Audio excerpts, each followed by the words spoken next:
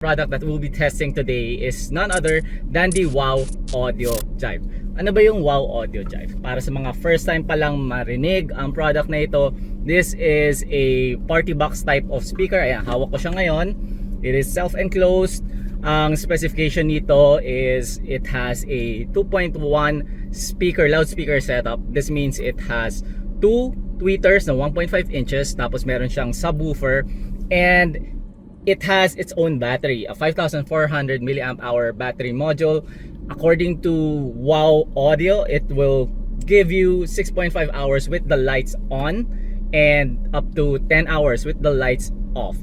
Ano pa yung mga features na meron si WOW Audio Jive? Meron siyang Bluetooth 5.0 support, which allows you to connect wirelessly using your phone, laptop, tablet, what have you.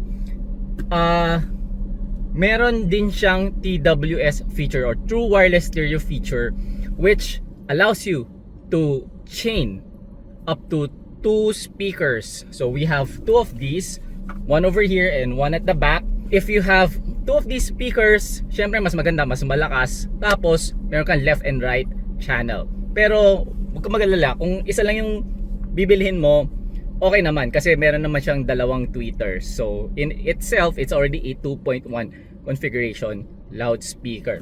Okay, what else? May na-miss ba tayo? Ayun, yung ilaw, meron siyang lights, party lights. Tapos meron din siyang configuration for your microphone in.